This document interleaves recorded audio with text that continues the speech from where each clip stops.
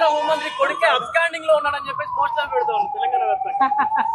ఎవరు పెడుతున్నారో మనకు తెలుసు కదా, వాళ్ళు ఎవరు పెడుతున్నారో మనకు తెలుసు. వారు నేను కోరేది ఒకటే, ప్రధానమంత్రి గారి దగ్గర నుంచి పాలమూరు కోసం ఏమైనా తీసుకురండి, దానికోసం ఉద్యమం చేయండి తప్పితే ఒక పిల్లగాడు, అది కూడా పాలిటిక్స్ లో లేని పిల్లగాడి మీద పడి పర్సనల్ అటాక్ చేయడం అన్నది నాకు పర్సనల్ గా నచ్చను. రాజకీయాల్లో లేని అబ్బాయి గురించి ఇష్టం వచ్చినట్టు మాట్లాడి బజారు కీడ్చకండి అంటున్నారు. కరీంనగర్ లో పోయి ఏ గల్లీని అడిగినా, మంకమ్మ తోట నుండి కోతిరాంపూర్కు పోయి, రేణికుంట్ల నుండి గుండ్లపల్లి వరకు పోయినా, ఎక్కడ పోయినా కూడా బండి సంజయ్ దగ్గరికి పోవాలంటే ముందు బండి సాయి భగీరథ్ దగ్గరికి పోవాలి.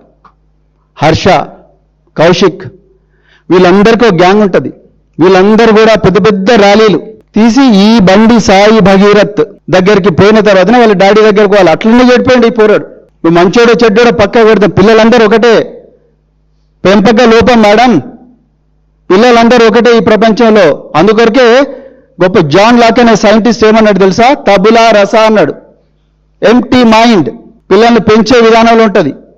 వాడు ఆ రోజు 2023లో మహీంద్రా యూనివర్సిటీలో తన్నినప్పుడే, వాడిని పిచ్చి పిచ్చిగా కొన్ని కొట్టిండు చూసిండ్రా, తన్నినప్పుడే వాళ్ళ నాయన దండించారు, నువ్వు బయటికి పోరా, ఇక్కడ ఉండకురా బిడ్డ, నువ్వు బయటకు పో, నేను కేంద్ర మంత్రి అయినా బయటికి పో అని చెప్పి పంపించుంటే ఈ రోజు ఈ అమ్మాయిల పరిస్థితి, ఈయన పరిస్థితులు ఉండేది కాదు.